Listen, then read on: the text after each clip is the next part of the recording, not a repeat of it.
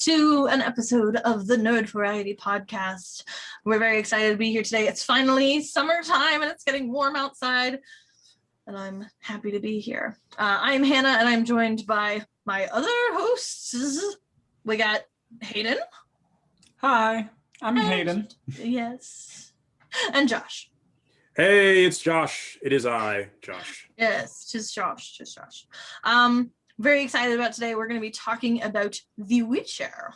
For anyone who doesn't know, The Witcher it's a TV show on Netflix. It's 3 video games and how many books? I was just actually trying to figure this out. I don't have all of them. I have most of them. I think it's about a total of maybe 8. Okay, my brain was telling me 6, but I've never read any of them, so I don't know why that number was in there. Well, I mean, my brain says 6 too. It's weird because there's the first 2 that came out, which are like a collection of short stories. And then you have like the numbered books in the series, which is 1, 2, 3, 4, 5, 6. And I think that's it, which is why maybe that's why we were thinking 6. That's what I was thinking, yeah. Possibly. But yeah, I'm pretty sure there's only 6 numbered ones. Unfortunately, it's annoying for me. I have 1, 2, 3, and 5. I'm having the same problem with this manga that I'm trying to collect right now. I have every volume up to 23 except 18, 19, and 21. And they're out of print. And so I found volume 18 on Amazon for $300. No. And I was like, what? So we'll see if that collection ever gets finished. Yeah. I don't know. Maybe I'll get lucky. I feel you. The struggle is with comics trying to, like, you want to read. Yeah. You can buy each entry into a series, like I tried to do with the Teen Titans Rebirth, but it's just like I'm just getting a whole lot of extra. I don't have enough space for all these. Yeah. I just need to get you just want to get the big collected edition of the big of a big story instead of and that's a lot of little issues of a big story. Yeah, and that's my problem. I was like the graphic novels are. If you get like a graphic novel of like a story, like you get the main story arc, but it's all scattered throughout like different characters, like comic books, and then it's so weird. Yeah. Well, my thing is this manga that I'm trying to find. They have a new collector's edition, and I can find all of those, but I have 20 of the old ones, and so now I'm trying to find old ones, and they're not in print anymore, and I can't find them, and I'm like, I don't want ones that don't match my collection. So I went to a bookstore for the first time since quarantine, and I looked, and they didn't have them, but they did have the Witcher books, and I didn't buy them because I didn't know which one was first. Well, so I was like, we just got all of them just to be on the safe side. Next time we see each other, I'll bring you the first 2. You just have to remind me and actually go to things that we go. I know. Yeah. So it's funny because I just listened to the media adaptations to see if we talked about The Witcher, and Hayden had said he was going to let you borrow the books beginning of last year. Oh yeah. Yep. We'll get around to it eventually. But yeah, we're talking about The Witcher today. So the first thing is I just want to know sort of your guys' general impressions of kind of the world that they're set in and the idea of a Witcher. As far as I know, like this is the only piece of media that has like this idea of a Witcher, which is interesting to me because it's got so many other creatures, if you will, from other sorts of mythologies and stuff, vampires and werewolves and all sorts of things. And of course they're different, but like they're taking all of these same creatures, but then a Witcher is something brand new. So what do you guys think about like the idea of a Witcher? I think it's very interesting. It is interesting, and of course the first thought that you get, at least the first thought I got, was obviously it's like a witch, right? but it's not. Not which really and like the thing is, I think it's just an interesting title because it does kind of make you just wonder, like, what does that mean? Because, and like he sort of, uses he sort of uses like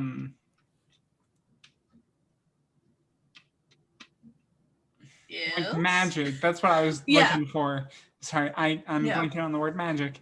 Like he uses sort of spells, they're signs instead, but mostly, of course, he's he is a monster hunter, right? And just having that whole thing around like what they are is very fascinating because there's not really anything quite like them to my knowledge, right?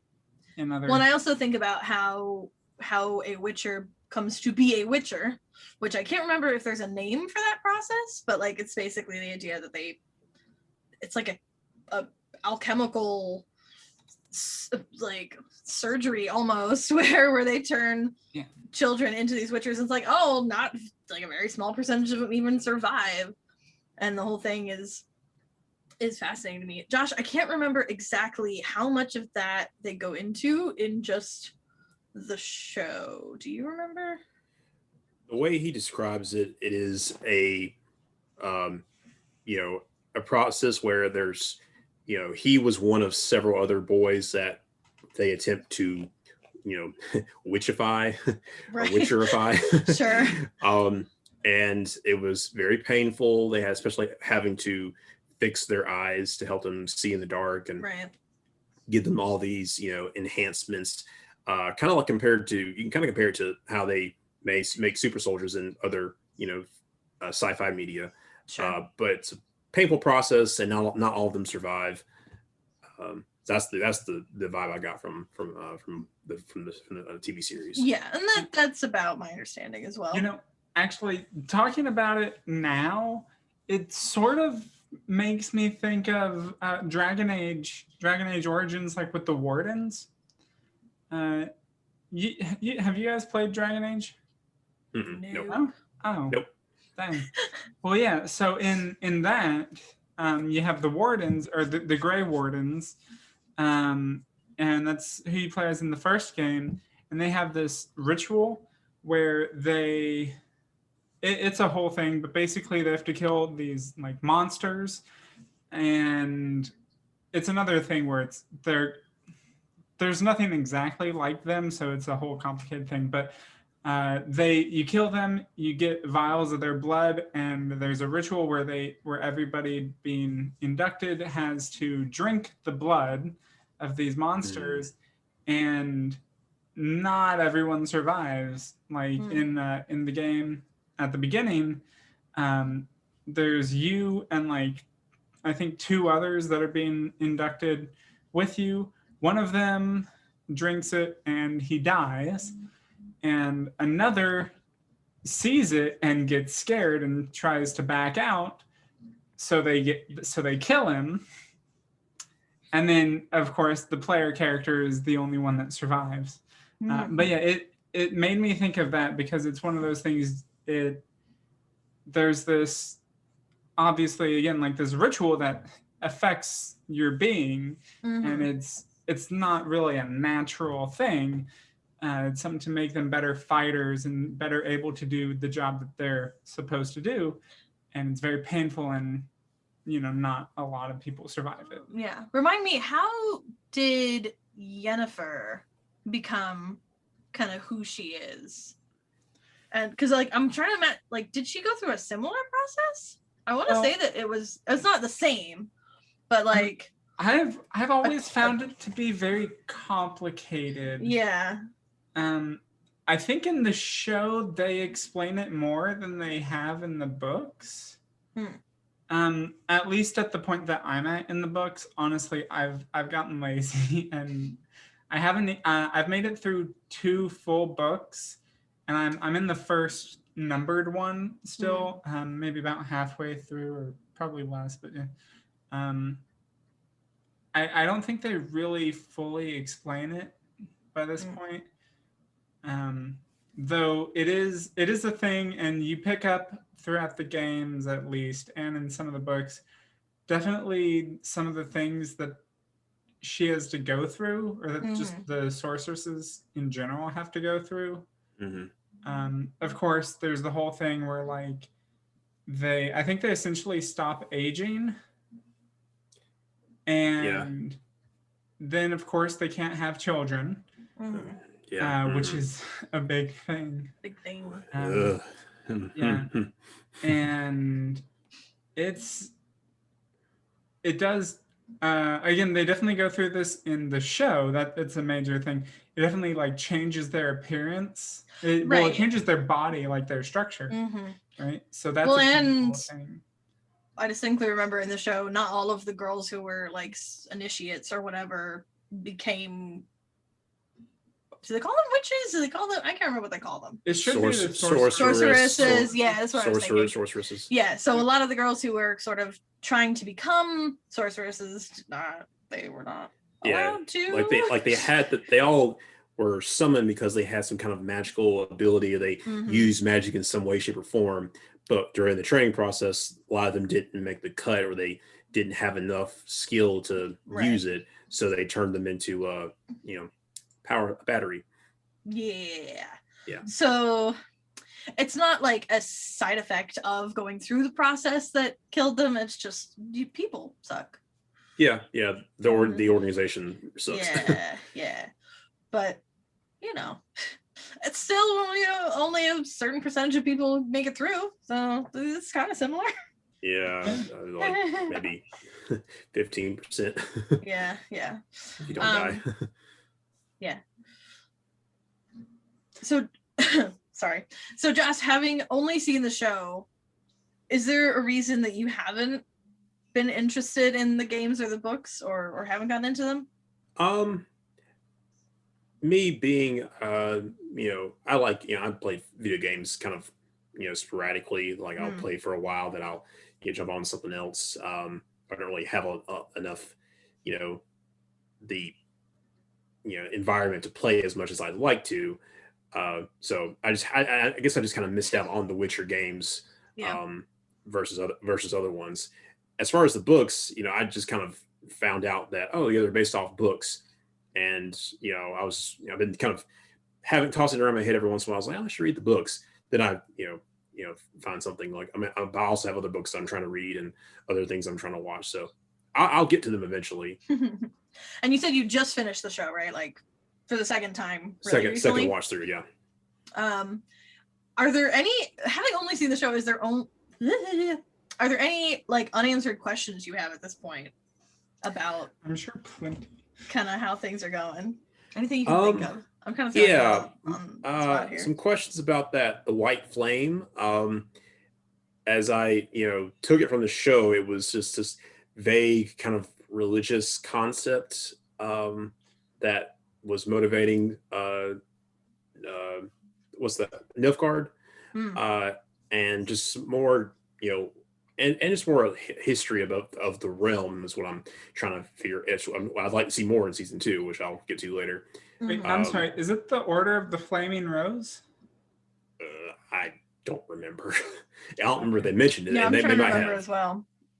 Because I know that's a thing. I feel like I remember being more prominent in the first game. But it could be that I just forgot about it in the other games, or it wasn't as big of a emphasis. Yeah, I was thinking of the Eternal Fire. That's what I was thinking of. That's what okay, maybe that's it. Yeah, maybe that's what they called it in the, in the show. Yeah, I don't know. Maybe they call it something different in the show. I don't remember. It's been a long time. But in the game, they have this is in Novigrad. Is the cult of the Eternal Fire. Yeah. Yeah. Honestly, like I really appreciated. I got into the series because, or the franchise, I guess, through watching the show and then playing The Witcher 3, and that's the only Witcher game I've played. And I really did appreciate going into it because it's set much later in years. Like Geralt's an old man and Ciri's fully grown up. Yeah. It was nice to have all of this backstory with Geralt and Yennefer and Ciri. But I still feel like I do have a lot of questions as to kind of where these things came from. And kind of what the point of it is. And I think one of the unique things about a video game as an experience is you kind of have the option to miss a lot of stuff. And so definitely on my first playthrough, I played through it, and I was trying really hard to like do all of the side quests before I moved on with the main story. But then at some point I was just like, there's a lot. And at some point I was like, I just want to know what happens next. And so I like skipped a ton of side quests and just like went on with the main story. And it was like, at some point it's like, if you continue, you're never going to be able to go back. And I was like, screw it, let's go. So I feel like there's a lot of story you can miss in playing a video game. Yeah. And so I wonder, are any of the books, like you said, there's short stories and then there's 6 books that are, I guess, a novels. Yeah. Yeah. Are any of them like more backstory heavy? Well, yeah. So all of the books, you know, the games take place after all of the books. Okay. So like, yeah, The Witcher 3 is canonically the most recent thing that happens. Right. In there, and of course the show is it's not connected to those. It has no effect on those stories. It's more or less a retelling of. I'm trying to remember exactly if at the point we're at now, it's just the first book or the second book as well, because it's weird. It's weird because they mixed up the events of things, the order of events. So, that was going to be one of my comments about the first season. Yeah. So like in the short stories, everything's pretty linear. Like things are happening in an order. They're not really all very connected stories. Some of them are. You know, like there will be references to things, but and you know, like again, things sort of lead into each other, but you know, I mean, that's just kind of how the games are too. And that's actually just one interesting thing about the world of The Witcher and just their storytelling in general, because he's a Witcher and takes on all these contracts, you get the stories of him doing that, which means not everything's going to be related. Right. And again, they kind of did that in the show too, but it's, yeah, they really took it to another level in the show, where it's like some of this is happening like 1,000 years earlier, 100 years earlier. Yeah. And it's like, but you don't know that until much later. Yeah. Yeah, you realize that, oh crap, these things are not happening at the same time, and like, wait, so this happened way before. Like I caught that in the episode where they're at, I think the 3rd episode, where it's Geralt's is dealing with the king's daughter, and the daughter being that monster, and then seeing the king and his sister in Yennefer's time, where we're looking at Yennefer. It's like, oh crap, this happened. This was a long time ago. Yeah. And that just makes it, again, it makes it hard to tell, because again, then like you're reading the books and things are more linear, so you're like, wait, what? It makes it hard. It makes it very interesting at the very least to predict what they're going to do next in the show, because I'm like, how are they handling that? Are they continuing with the short stories, or are they going into the novel, or are they doing their own thing? Yeah, I really need someone to make me like a Witcher timeline and be like, this is when things happened. Because I'm like, especially, I can't imagine, well, okay, let me say this. Especially having played The Witcher 3 now, and like seeing how close like Ciri and Yennefer and Geralt are, it's really shocking that like they treated, I mean, they basically did their not their origin stories. I mean, they did Yennefer's origin story, sure, but like they started with these 3 completely separate stories of Yennefer and Ciri and Geralt, and you wait for several episodes just like, what do all these things have to do with each other? And you realize at some point that like it is not linear, and the only thing that really kept me going was just wanting to know what the heck was happening. Yeah. Like the characters in the story were compelling enough that even though I was incredibly confused the whole time, I was like, who are these people, and do they know each other, and are they ever gonna know each other? Like the only thing that kept me going was maybe we'll figure it out someday. But the fact that they were telling such good stories or they were giving us these stories of the characters, like Geralt's timeline was fun to follow. Yennefer's was hardcore to follow. Right. You want to see what's going to happen with Ciri. Is that her name? Yeah. You want to see what's going on with Ciri and how she's surviving the crap that she's in. They just did a really good job just giving us something to watch and then filling in the gaps. Yeah, actually, and it's now that I'm thinking about that too, it's like their storytelling between every medium there's always something a bit weird about it, like just very different because, and like if you've only played the third game like Hannah has, you're not going to really notice as much, but I mean, they kind of talk about it, but in the first two Witcher games, it picks up where Geralt doesn't have any memories. Like, he's lost his memories, so you don't really have that background or he doesn't have the background of what happened in the books. So you're kind of trying to piece it together as he is, plus you're also focusing on like the story that's happening in front of you. And then by the third game, well, the end of the second game, he gets all his memories back. And then you go into the third game where it's like, oh, hey, he knows everything.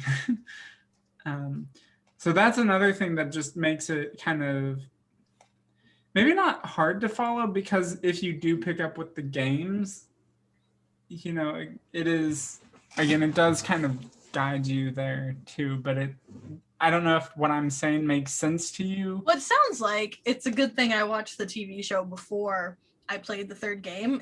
Because if the third game was my first introduction, I would have been probably very confused. Yeah. I mean, maybe, I was confused watching the show, but going into the third game, I understood all of the backstory that I had gotten from the show. Yeah. Well, and again, I did everything. You didn't do anything in the right order. No, I did nothing in the right order. I played the second game first, and then a little bit of the first game, I believe, and then the third game, and then the first, and then read the books, played all the way through the first one, then watched the show, and now I'm in the first book, the first novel. So all over the place. You can't help me make a timeline. No, but I feel like, because of doing it in that order, I'm pretty much following the way they tell their stories. Yeah. I think after the end of season 2, they'll probably try to give us a timeline to go off of, showing all the stuff with Yennefer and Geralt, whichever happens first, whoever did their stuff first, whoever's story started first, they'll go with that, and then go into like show where all the events pop up in the timeline, and maybe in season 2 will be a little more streamlined with some flashbacks, of course, but more in the present day, everybody dealing with the main issues. Yeah, which I'm not even sure I know what the main issue is anymore. Nilfgaard. Is that the issue? Well, Nilfgaard. The issue is Nilfgaard. I mean, wrecking everything. So they killed everybody. People are trying to kill Ciri, right? Is that the thing? They want Ciri and they want to kill everybody else. Right. It's always complicated because like Nilfgaard is always sort of Nilfgaard's never like the main enemy, which is something you pick up on, like, again, that's something they do in like throughout The Witcher 2. They build up to it and then they like invade at the end of it. And then that's where you pick up in The Witcher 3 where they have invaded and it's a whole thing. But that just kind of is the setting, but it's not really the overall threat. It's just one of the things that's happening, which that's a whole thing that I find really interesting about the Witcher series, is that it's very political. There's a lot of politics that goes on. For sure. A lot of societal comments on society, especially medieval society. Yeah. So in the show. Yeah. Hayden, you're gonna hate this comparison, but it actually kind of makes me think of Avatar. Specifically with it just being that like the big bad baddie of the series is Ozai, right? The Fire Lord. And you're like, we gotta go take down the Fire Lord. But like he's only in like 6 episodes. Right? And like while on their journey to go and defeat the Fire Lord, they're going on so many like wandering paths and they meet all these people who have had these totally fleshed out stories. And I feel like The Witcher is the same way, where it's like, I'm trying to find Ciri. Like that's my goal. But in the meantime, I gotta go talk to this guy, and he like I have to like help him find his dead baby, and I gotta go talk to this other lady, and like she's having an issue. And it's just like there is this huge overarching storyline, but it's like so faint because everything else is so like flushed out and important seeming. I'm going to raise you another comparison. Okay. The Mandalorian. I haven't seen Especially Mandalorian. Season 1. Oh, come on. Dang it. I know. Especially Season 1. And I'm I too guess busy Season 2 as rewatching well. things. Well, you know, there is a lone warrior who, you know, by himself, you know, lone. Mandalorian. Yeah. By themselves, you know, not accepted with, you know, society or the wherever he visits at, seen as, you know, a threat. They want to use him to kill the monster or help them out, and he's just trying to get paid so he can live. But there is this child that comes into play that you know gives them a kind of a longer term mission. So that does sound really similar. Western. That does sound very similar, actually. If you don't mind me going into some, I guess there would be spoilers for like the games, which again sort of continues from the books, but also like it's really hard to say, as I've said, if that's going to be spoilers for the show, because I don't know the direction they're taking it. Well, warning now, possible spoilers. Yes. Go. Also spoilers for like one of the most popular RPGs. So if you haven't played it, and I don't know what you're doing with your life, Davies. I've had a lot going on. Yeah. Is there a way to play the first one? Like, has it been remastered? Because I know it came out. They're all on Steam. They're all on Steam. Yeah. Unfortunately, the way it's been done, they have a very split audience for the games, because the first one is only on PC, well, and Mac. The second one it was limited to PC and Xbox. Okay. And then the third one was like all consoles. So I'm a PC gamer. Yeah. Would I need to play this first one to understand the second one? It's helpful, but you don't like have to. Okay. Just remember, Hayden, when we give Josh crap for not playing these games, imagine how long they must take to download with his internet speeds. Right? Yeah. It's like you said, Steam. I'm like, well, like, I'm not playing the first one. Maybe the second one. Talking about a main villain or a main threat, it's not necessarily Nilfgaard. It's definitely more the Wild Hunt. Right. And that's kind of where Ciri comes into it, because she's like the child of prophecy or something like that. And it's the whole thing where she has like the chosen one, special connection to the Wild Hunt and like can stop them and whatever. So it's that's like Nilfgaard is the, I guess you could say, more grounded political enemy, like villain. Yeah. And the Wild Hunt's the more like supernatural force of nature kind of villain. Yeah. I was gonna ask you, Hayden, with what you've read, how well did the TV show and the games, I guess, and the books, like how close to all being the same canon are they? Right? Because I feel like I watched the TV show first and learned about specific events that I then learned about again in the game, and I was like, oh, that's the exact same thing. Okay, cool. Yeah, I know about that. They definitely do a really good job of making it all, at the very least, identifiable. Again, the order in which they switch things up is a little weird, but like it's all there. There's even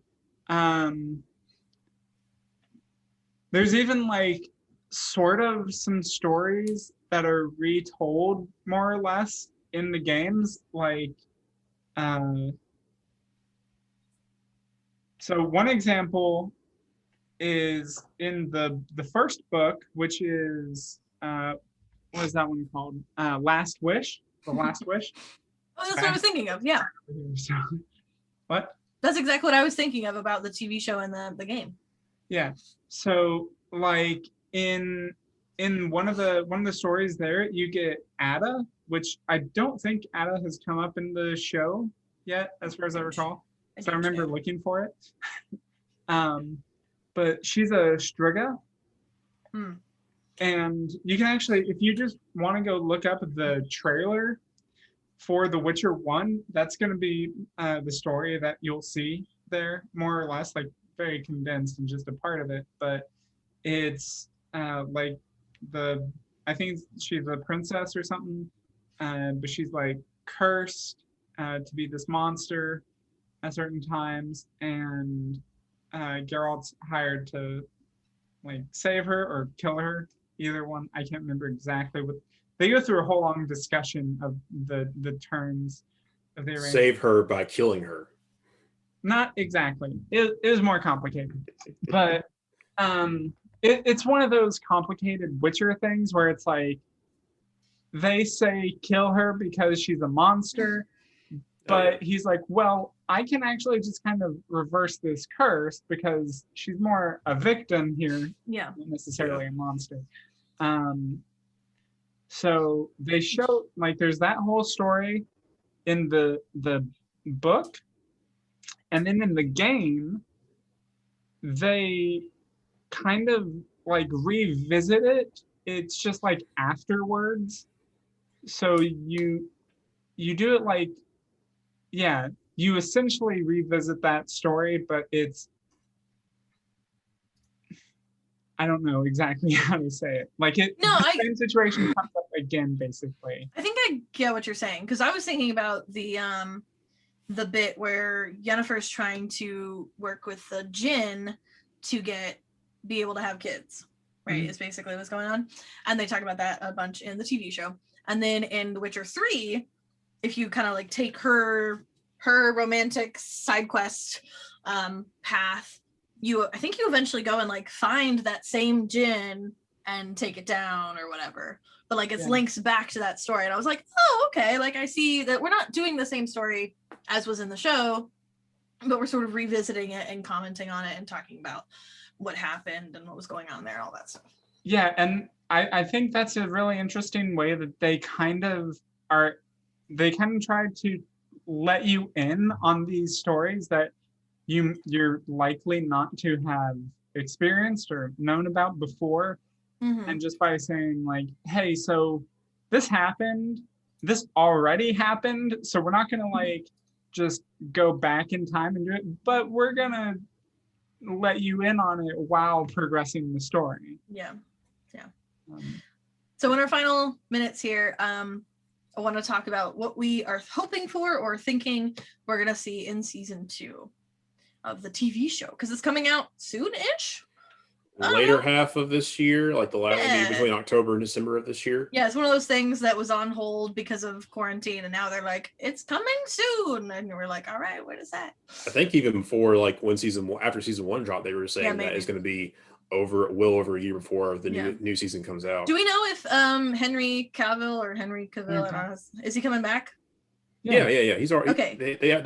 They finished season 2 production. They did a whole thing of season 2 wrapped, and so I just thought there was something about like he wasn't gonna come back for a while there, and I don't know, because from what I heard, he like didn't he like beg for this role?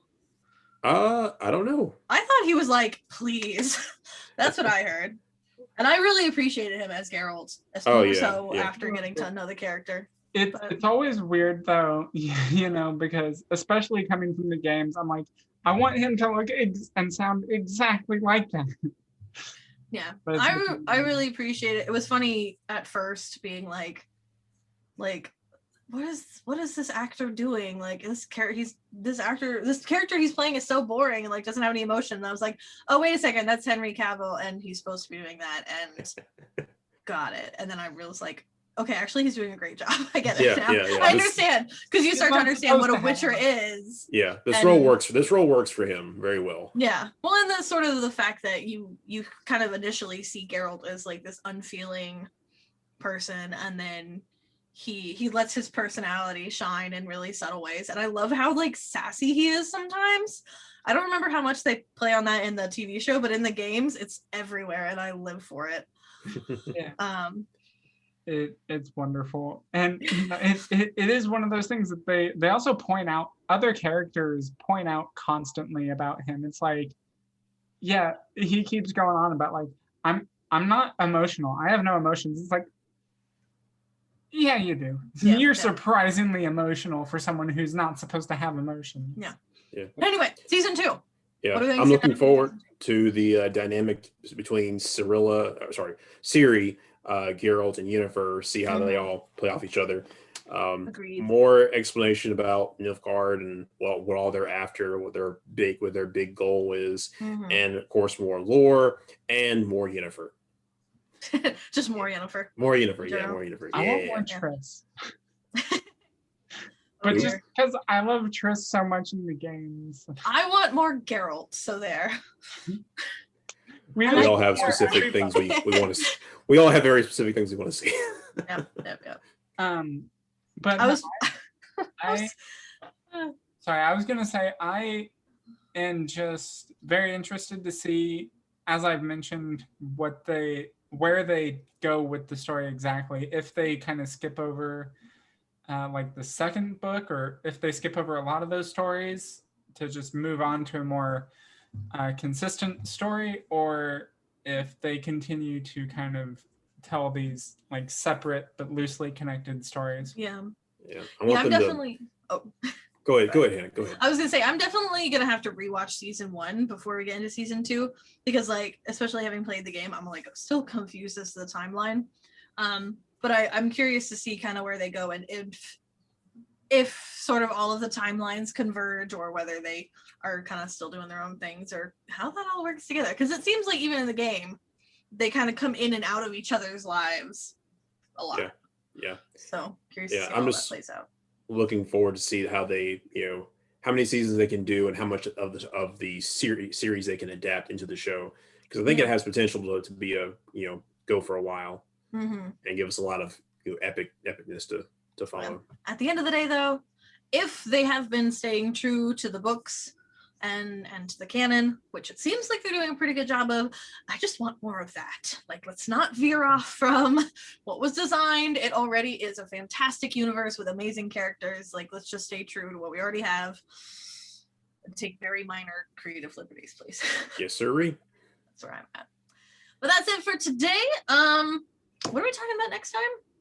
Next time we are talking about disappointing endings. Yes. So TV shows, I think we said specifically. Yeah. Well, I mean, it could be anything.